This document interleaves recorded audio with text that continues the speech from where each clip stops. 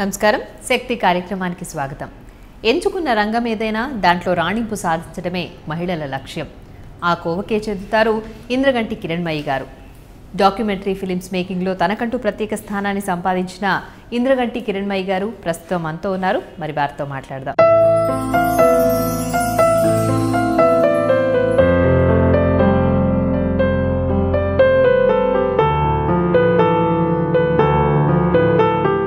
నమస్తే మేడం. నమస్తే అండి. ఫస్ట్ ఆఫ్ ఆల్ మీకు కంగ్రాచులేషన్స్. Thank you. మీ డాక్యుమెంటరీ ప్యారిస్లో స్క్రీన్ అయినందుకు కంగ్రాచులేషన్స్. Thank you. సో ఎలా ఉంది ఆ ఫీలింగ్ అంతా? చాలా బాగుందండి. ప్యారిస్కి అసలు వెళ్ళడం అనేది చాలా చాలా కాలంగా ఉన్న కోరిక. నేను ఒక 6 ఏళ్ళు ఇంగ్లాండ్లో ఉన్నాను. కానీ ఎప్పుడు జస్ట్ ఛానల్ క్రాస్ అయ్యే అవకాశం దొరకలేదు. జర్మనీ వరకు వెళ్ళింది కానీ బట్ ప్యారిస్కి వెళ్ళడం అనేది చాలా anybody would dream of. But going with one's own film was అది చాలా best way of visiting the city అనిపించింది. అది ఎథ్నోగ్రాఫ్ ఫిల్మ్ ఫెస్టివల్ అని అకాడమిక్ డాక్యుమెంటరీస్ మామూలుగా అనేక రకాల డాక్యుమెంటరీస్, షార్ట్ డాక్యుమెంటరీస్, రకరకాల కేటగిరీస్లో ఒక 85 films from all over India, from all over the world select చేశారు అన్నమాట. అంటే నామినేట్ అయినవి ఇన్ని అన్నట్టుగా ఉందా? అంటే అఫీషియల్ సెలెక్షన్ అంటారు. అఫీషియల్ సెలెక్షన్లోకి ఇండియా నుంచి వచ్చిన 2 ఫిల్మ్స్లో ఇదొకటి. ఇంకొకటి కేరళ నుంచి చేశారు. ఆయన ఈజ్ అన్ ఎథ్నోగ్రాఫర్. వాళ్ళ అకాడమిక్ ఫీచర్ కింద అక్కడ జరుగుతున్న స్ట్రగుల్ గురించి చేసి పంపించారు. బట్ ప్రాపర్ డాక్యుమెంటరీగా చేసి పంపించింది నాది వేశాను. అంటే మీదేమి అకాడమిక్కి సంబంధించింది కాదు కదా? అకాడమిక్గా తీసింది కాదు. నేను అవుట్ ఆఫ్ ఇంట్రెస్ట్ తీసింది. డాక్యుమెంటరీ స్టైల్లోనే తీసింది. Actuality బేస్డ్గా తీసేదాన్ని documentary, facts based. So ఒక 2002లో నాకు ఎదురైన ఒక అనుభవం ఆధారంగా 2012లో మళ్ళీ ఎండ్ ఆఫ్ 2012లో షూట్ చేసి 2013లోకి కూడా కొంత షూట్ చేసి అది ఆ ఇయర్లో ఎడిట్ చేసి సబ్మిట్ చేస్తే 2014 ఏప్రిల్కి అది స్క్రీన్ అయింది. మీరు ఈ డాక్యుమెంటరీ అంతా పులికాట్ లేక్ దగ్గర చేశారు, ఒక విలేజ్ మీద. విలేజ్ అండ్ అక్కడికి వచ్చిన బర్డ్స్. అవునండి, వలస పక్షుల గురించి, మైగ్రేటెడ్ బర్డ్స్. అవును కదా. సో అంటే అప్పుడు మీరు 2002లో ఇదంతా చూడడం జరిగింది. 2012లో మీరు అక్కడికి వెళ్ళి మళ్ళీ ఈ డాక్యుమెంటరీ చేశారు. సో సిచ్యువేషన్లో సేమా అప్పుడు ఇప్పుడు? అంటే కొన్ని చోట్ల రకరకాల మార్పులు ఉందండి. అంటే ఒకటే యూనిఫామ్గా చెప్పడం అనేది కొంచెం కష్టం మనకి. ఏమైందంటే మీకు 2002లో నేను వెళ్ళిన పక్షుల ఆ గ్రామం చూస్తే అసలు చాలా అద్భుతంగా అనిపించింది. ఒక పెద్ద 2 చెట్ల నిండా మొత్తం పక్షులు. వాటి నాయిస్ మీకు బయట గ్రామానికి ఒక మైల్ దూరాన్ని దాకా వినిపిస్తూ ఉంటుంది. మీరు నడుచుకుంటూ వెళ్తూ ఉంటే కనుక మీకు ఆ సౌండ్ శబ్దం అది చాలా పెరుగుతూ వస్తుంది అన్నమాట.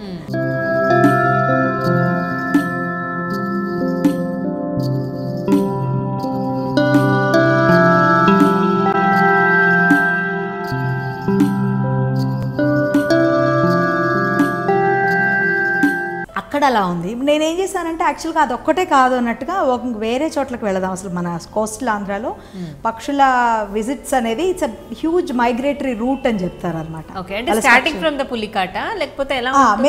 అంటే యాక్చువల్గా మీరు శ్రీకాకుళం దగ్గర నుంచే మొదలు పెడితే, నేను శ్రీకాకుళంకి వెళ్ళలేదు, బట్ విశాఖపట్నంకి 50 కిలోమీటర్ దూరంలో ఉన్న ఒక చిన్న వాటర్ బాడీ అంటే ఒక చిన్న సరస్సు లాంటి దానికి వెళ్ళాము. అది చాలా కలుపులు అవి ఉండి చాలా అందంగా ఉంటుంది. నేను మోర్ విజువల్ క్వాలిటీ కోసం కూడా కొన్ని ప్రదేశాలకు వెళ్ళడం. అక్కడ చిన్న చిన్న పక్షులు, టీల్స్ అంటాము, డక్స్ లాంటి వెరైటీ వైల్డ్ అవన్నీ వచ్చినాయి. తర్వాత కోరింగా అని అదొక మన గోదావరి లోపలికి ఉంటుందన్నమాట. పాయలుగా గోదావరి ప్రవహిస్తూ ఒక మడ ఫారెస్ట్లు అవి ఉంటాయి. అక్కడికి చాలా వస్తాయి కొన్ని స్టార్క్స్ అలాంటివి అనమాట.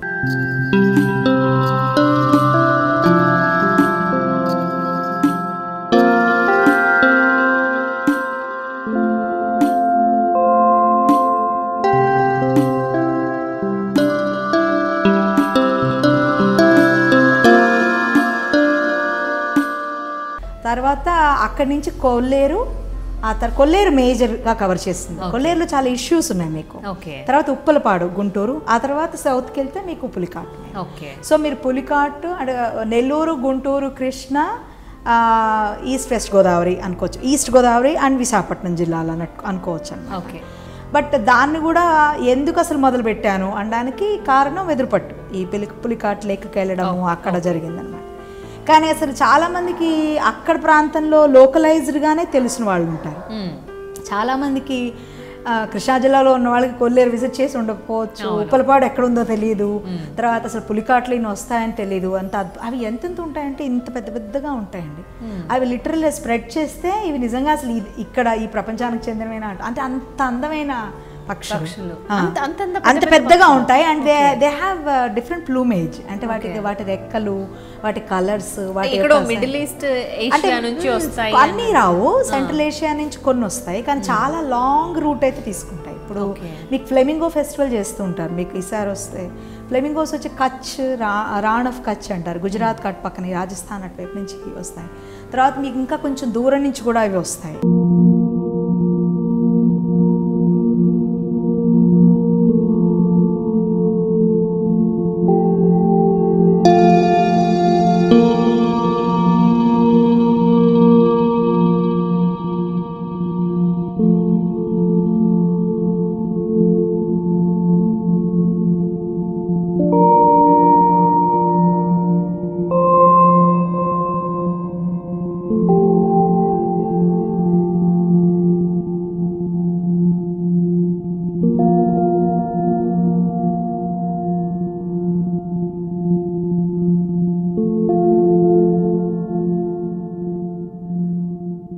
ఈ డాక్యుమెంటరీ అంతా తీయడానికి మీకు ఎన్ని డేస్ పట్టింది, మొత్తం ఎంత టైం తీసుకున్నారు? ప్రీ రీసెర్చ్ అది కొంత ఎక్కువ టైం పట్టిందండి, కొన్ని నెలలు పట్టింది. కానీ షూట్ యాక్చువల్గా మార్నింగ్ వెళ్ళి ఈవినింగ్ వరకు షూట్ చేసుకొచ్చిన ఒక 15 days అలా చేశాను. అది కాకుండా అంతకుముందు 2002లో షూట్ చేసిన ఫుటేజ్ అంతా వాడాను అన్నమాట. సో మీరు ఎక్స్పెక్ట్ చేశారా ఇది ప్యారిస్లో స్క్రీనింగ్కి వెళ్తుంది అనుకోలేదు. అంటే బయటకి ఎక్కడైనా స్క్రీన్ అయితే బాగుంటుందని అనుకున్నాను. ఎందుకంటే మన ఫ్లోరా అండ్ ఫానా ఎలా ఉంటుంది, మన వైల్డ్ లైఫ్ ఎలా ఉంటుంది అనేది ఎక్కువ బయట మనం ఎక్కడ చూస్తూ ఉండము, అంటే వేరే చోట్ల తక్కువగా కొన్ని ఫిల్మ్ ఫెస్టివల్స్లో వాటిలో కనిపిస్తుంది. ఎలిఫెంట్స్ మీద కానివ్వండి, బెంగాల్ టైగర్స్ మీద కానీ, పక్షుల మీద నేనైతే ఇండియాలో ఉన్నది ఎక్కువ చూడలేదు. సో చూస్తే ఎక్కడికైనా వెళ్ళి చూపిస్తే బాగుంటుంది అని అయితే అనిపించింది, కానీ I didn't expect that it would be in Paris. ఈ ప్యారిస్ దానికి సెలెక్ట్ అవుతుంది అనుకోలేదు.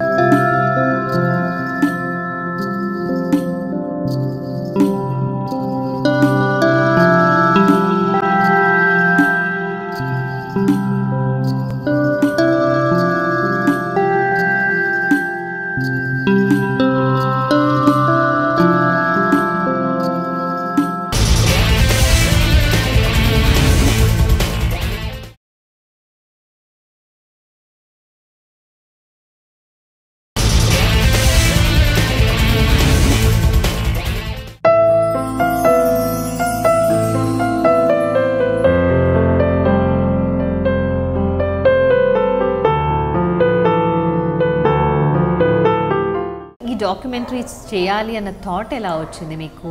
ఎవరినైనా చూసి ఇన్స్పైర్ అయ్యారా మీరు? అలా చిన్నప్పటి నుంచి బాగా సినిమాలు చూడడం అలవాటు అండి.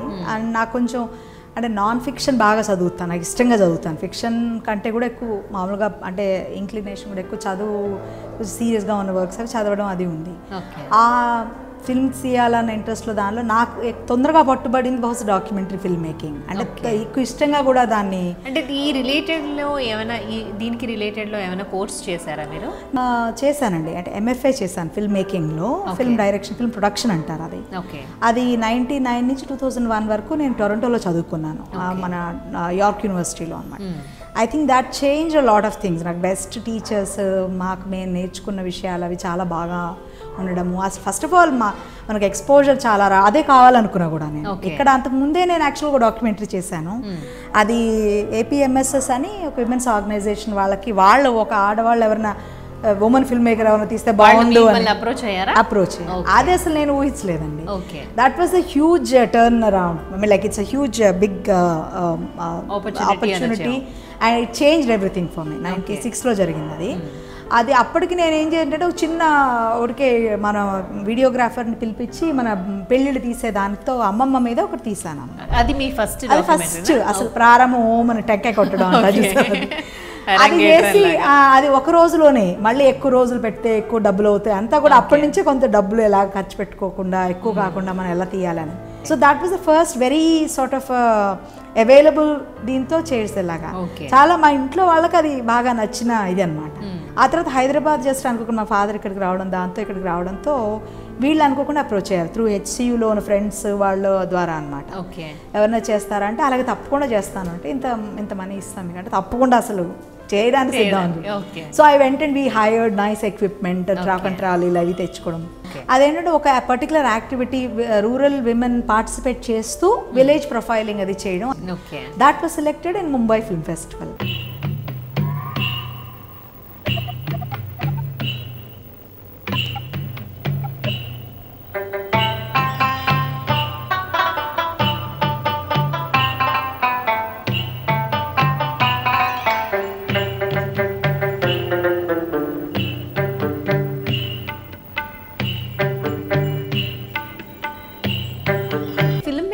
జనరల్గా ఎలా ఉంటుందంటే అదేదో జెంట్స్కి సంబంధించింది, అబ్బాయిలు దానికి కన్సిడర్ చేయాల్సి ఉంటుంది అన్నట్టుగా అనుకుంటూ ఉంటాం కదా. సో లేడీస్ వెళ్ళడం వెనకాల ఎవరికైనా సపోర్ట్ ఉంటుంది అని కూడా ఆలోచించవచ్చు. అలాగే మీ ఫ్యామిలీ నుంచి ఏమైనా అట్లాంటి సపోర్ట్ దొరికిందా? చాలా ఉందండి. అమ్మ కథకురాలు, నాన్నగారు శ్రీకాంత్ శర్మ, ఇంద్రగంటి శ్రీకాంత్ శర్మ, పోయెట్, కవి, రచయిత. సో మాకు ఇంట్లో బాగా సాహిత్యంతో పరిచయం ఉంది. అమ్మ వాళ్ళ వైపు బాగా సంగీతం పరిచయం ఉంది. నేను అంటే మేము I'm trained in singing and vocal music అది అనమాట. ఓకే, సో సంగీతం చాలా అంత పట్టుగాను బాగా వినడము, నేర్చుకోవడము, పాటలు పాడడము అలాగా ఉంది అన్నమాట. సో నేను చాలా స్వేచ్ఛ వాతావరణంలో పెరిగాను.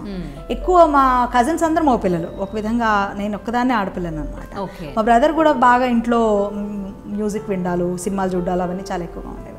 సో ఆ వాతావరణంలో ఉన్న నేను అసలు వేరే కుటుంబాలకి మా కుటుంబాలకి మాకు ఫ్రెండ్స్ వాళ్ళు వచ్చినా కానీ చాలా వేరేగా ఉండడం. నేను వేరే వాళ్ళకి వెళ్ళినా కానీ నాకు తేడా బాగా తెలిసేది. ఎనీవే ఆ వాతావరణంలో పెరిగినప్పుడు నాకు ఏదైనా చేస్తా, నాకు ఇలా చేయాలని ఉంది అంటే కనుక పెద్ద అడ్డుకోవడం, నువ్వు జాగ్రత్త అంతే, అంతకుమించి అది పెద్ద ఇచ్చేటువంటి ఇది చేసేదన్నమాట. అలాగే చాలా రెస్పాన్సిబుల్గానే ఉండేదాన్ని, చాలా ఎక్కువ స్టూడియస్గా ఉండి చదవడం, పెద్ద ఎక్కువ వేరే వైపు వెళ్ళేదా లేదు. కొన్ని నాకు ఇలా చేయాలనుంది, సో ఇప్పుడు ఇది చేద్దాం. 2002కి వెనక్కి వచ్చాను టొరంటో నుంచి. అక్కడే కంటిన్యూ అయిపోలేదు.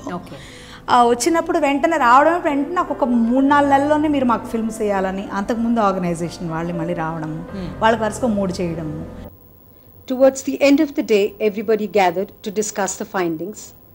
All the exercises which had been transferred onto charts were presented.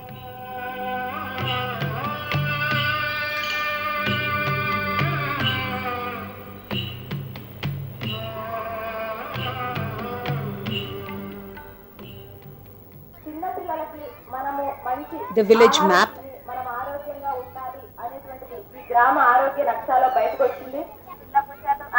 seasonal and problem analysis,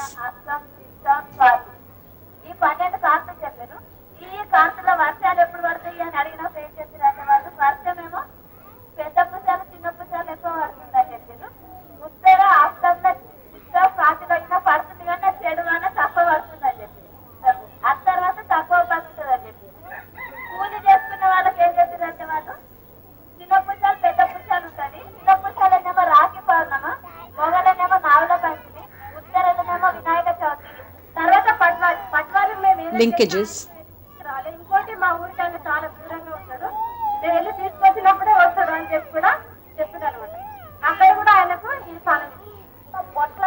And the findings of the Transact.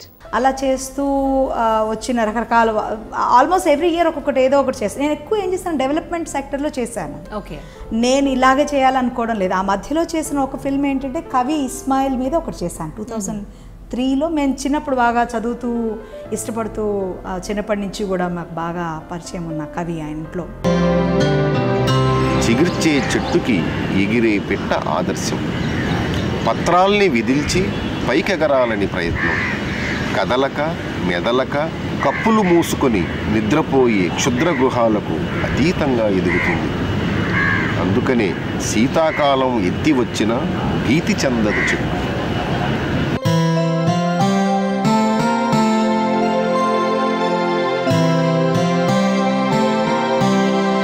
One of the endearing qualities of a man who writes poetry probably is the way he brings simplicity to perception, the way he translates a feeling into a word that simplifies the process of perceiving it afresh.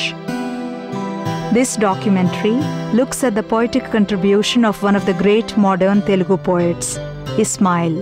So ఆయన మీద ఇస్మాయిల్ గారి మీద ఎప్పుడైనా వీలైతే ఒక documentary చేయాలి అని అలా అనుకున్నప్పుడు మా మిత్రురాలు అంటే కామన్గా కాకినాడలో ఉండే ఆవిడ వాడరి వీరలక్ష్మి గారు, ఇతర మిత్రులు వాళ్ళు కూడా మీరు ఏమైనా తీయాలంటే ఇప్పుడే తీసాడు, ఆయన హీఈస్ రియలీ ఏజింగ్, అప్పటికే ఆయనకి థ్రోట్ క్యాన్సర్ అది వచ్చింది, ఎక్కువ మాట్లాడలేకపోతున్నాను, he's ageing, he's become very frail, Kiran ఏమన్నా తీయాలంటే ఇప్పుడే తీయమని చెప్పండి అని నాన్నగారికి చెప్పాను. టక్మని చిన్న కెమెరా అది ఉంది అప్పటికి, ఇది కాదు ఇంకోటి ఉంటే అది పట్టుకుని ట్రైన్ ఎక్కేసి వెళ్ళిపోయి ఆయన్ని కొంతమంది మిత్రుల్ని రాజమండ్రి నుంచి కాకినాడకి రప్పించి బీచ్ మీద ఆయనతో కూర్చుని ఆయన కవిత్వం ఆయన సమక్షంలో వేరే వాళ్ళు చదవడం. I did some sort of visualisation of his poetry. కిచకిచమని శబ్దమైతే కిటికీలో ఉంచి చూశాను. ఎప్పటిలాగే చెట్టు గుప్పిడ విప్పి నిలుచుంది. మరెక్కడిది చప్పుడు బరగాయించి చూశాను. పచ్చడి చీకట్లో మంటేదో ఎర్రగా కనిపించింది. గుడ్డు తెలిసింది చిలక. చెట్టు నిండా ఉన్నట్టున్నాయి. ఊరంతా వెతికి వీటిని గుర్తించడం ఒక సరదా. ముక్కుల దీపశిఖల వల్ల ఒక్కొక్క చిలకనే పూజిస్తుంటే తెలిసిందప్పుడు నాకు చిలకలు వారిన చెట్టు లోతైన కావ్యం లాంటిది. దానికి ఒక ఫౌండేషన్కి షార్ట్ లిస్ట్ అయింది అది ఫండింగ్ అని, బట్ అది దే డిడ్ంట్ ఫైనల్లీ గివ్. వాళ్ళందరూ కావాలంటే మీరు బాంబేకి వచ్చి అక్కడ మా స్టూడియోలో ఇవి వాడుకోండి అన్నారుగా, నేను అక్కడ దాకా పోయి ఏం చేస్తాను, నేనే మళ్ళీ ఎడిట్ సూట్లో బుక్ చేసుకుని ఇక్కడ ప్రొఫెషనల్గా ఎడిట్ చేశాను. అది బాంబే ఫిల్మ్ ఫెస్టివల్ మళ్ళీ సెలెక్ట్ అయ్యింది. దట్ వాజ్ ఇన్ 2006 అన్నమాట.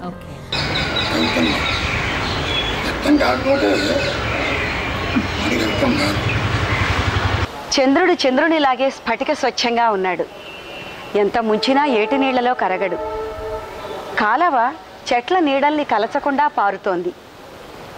గాలి తన గాలి భాషలో గుసగుసలాడుతోంది. సినిమా పాటల ఈటెలతో చిల్లులు పెట్టదు చెవులకి. ఆకాశం ఆకాశంలాగే అందకుండా నవ్వుతోంది. ఎంత స్వచ్ఛంగా ఉంది ఈ రాత్రి. మామూలు మాటలు కూడా స్ఫటిక స్వచ్ఛంగా మెరుస్తున్నాయి. చంద్రుడు, కాలవ, గాలి, ఆకాశం. ఆ విధంగా ఐ ఫీల్ హ్యాపీ. అంత చూసిన వాళ్ళందరికీ అది చాలా బాగానే రిసీవ్ చేసుకున్నారు. తర్వాత మళ్ళీ I went back to this being commission documentaries అవి చేయడం అది చేశాను. మహిళా సమ్మతి వాళ్ళకి ఎక్కువ చేశాను. తర్వాత కేర్ ఇండియా వాళ్ళకి చేశాను. తర్వాత ఈ వెలుగు ప్రాజెక్ట్ ఉంది చూస్తారా, వాళ్ళకి సెర్ప్ అని సొసైటీ సెర్ప్ వాళ్ళకి ఒకటి చేశాను, విజయనగరంలో చేశాను. Folk dances and songs on issues of health.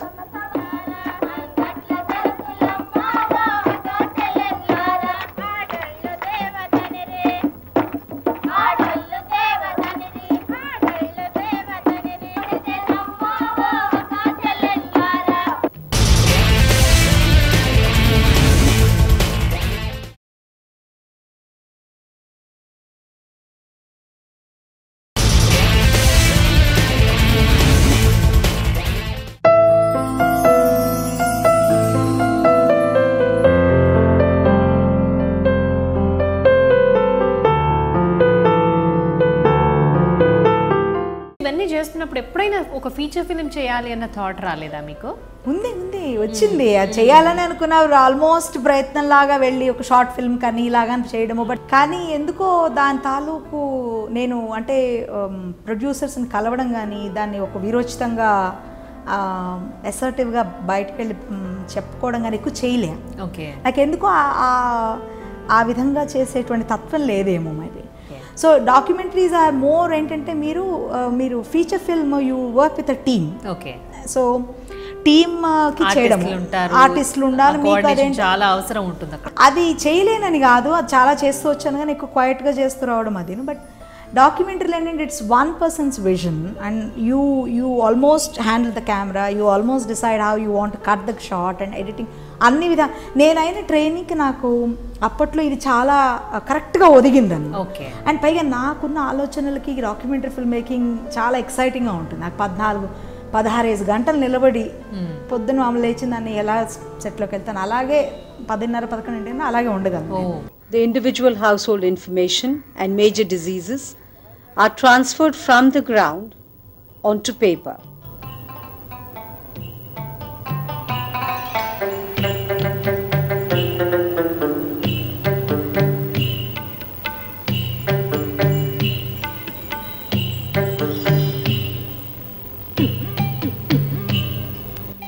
the entire village map is redrawn on charts.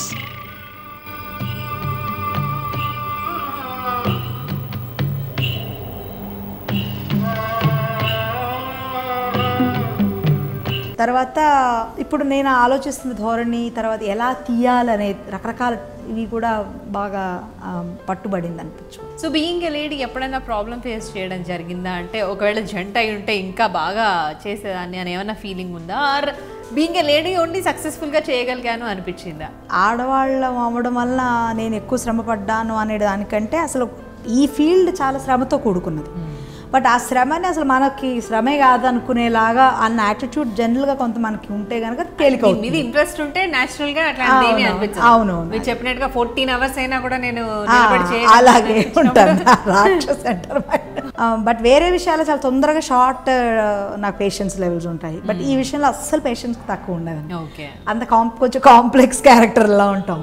But నేను అనేది ఏంటంటే బట్ ఐ థింక్ మగవాళ్ళకైనా ఈ శ్రమ తప్పదు. ఈ దిస్ కైండ్ ఆఫ్ అడ్జస్ట్మెంట్స్ కానీ అవి చేయక కొన్ని సందర్భాల్లో నైట్ టైమ్స్ లోనే షూట్ చేయాల్సి ఉంటుంది. ఇది ఈ పర్టికులర్ నైట్ టైంలోనే బాగుంటుంది అని ఉంటుంది కదా. సో అలాంటివి ఎలా మేనేజ్ చేసుకుంటారు? అంటే నేను వాళ్ళ అంటే రిక్వైర్మెంట్ నైట్లో షూట్ చేయాలి అంటే నైట్కే ప్లాన్ చేసేస్తాను. ఇంకా దాన్ని నైట్ కదండి, మరి దీన్ని పగలు చేసుకోవాలి, మా ఇంట్లో ఒప్పుకోరు అలాంటివి, అసలు సెక్యూరిటీ రీజన్స్ అట్లాంటివి ఉండవు. ఎందుకంటే మీరు అసలు you can't compromise on what is actually expected of you, because if you have to shoot in you know at night time or around certain time. ఇప్పుడు నైట్ మీటింగ్స్ అని చేస్తారు వీళ్ళు, గ్రామ సభలు కానీ అవి. ఎందుకంటే ఆ టైంకి పనులన్నీ అయిన తర్వాత వస్తారు. అండ్ మీకు జనరల్గా మీటింగ్ స్టార్ట్ అయ్యేప్పుడు 8 దాటుతుంది. 8 నుంచి మీకు అరౌండ్ 10:30, 11 వాళ్ళ అమ్మాయికి వచ్చి మాట్లాడాలి అవి చేస్తారు. 10 గంటలు కొంతమంది వచ్చి జాయిన్ అవుతూ ఉంటారు గ్రామాల్లో. అలాంటప్పుడు నేను నాకు పొద్దున 8 కల్లా అంతా అయిపోవాలంటే కుదరదు. బట్ మనం ప్రిపేర్డ్గా ఉండాలి. అండ్ నేను జనరల్గా ఎప్పుడు గ్రూప్తోనే ఉంటాను. అండ్ నా గ్రూప్లో నా సేఫ్టీ ఎప్పుడు కాంప్రమైజ్ అయ్యేలాంటి కొంచెం కూడా డైసీ క్యారెక్టర్లతో నేను ఏనాడు వర్క్ చేయలేదు. సో నా సెక్యూరిటీ కూడా వాళ్ళ సెక్యూరిటీగానే మేము sort of it's a very trustworthy kind of relationships. Yes. And we recognize that this is an area that needs more attention.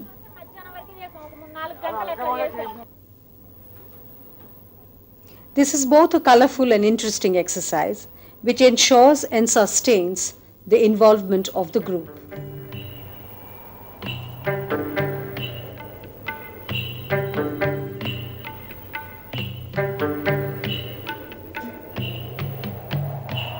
This is an exercise to understand villagers' perceptions of accessibility and importance of people, structures and facilities within and outside the village. అట్లాగే మీ future projects ఏంటి కిరణ్మయ్య గారు? కొన్ని documentary ideas ఇది already Paris లో screen అయిపోయింది. Next ఇంకా further కొన్ని screenings అయ్యే అవకాశం కూడా ఉంది అన్నమాట. బయట దేశంలో చేసేందుకు ఆల్రెడీ కొంత ఉంది. నేను టైం చూసుకుని వేరే ప్రాజెక్ట్స్లోకి దీనికి టైం చూసుకోవడము పెట్టుకోవడం అది ఉంది.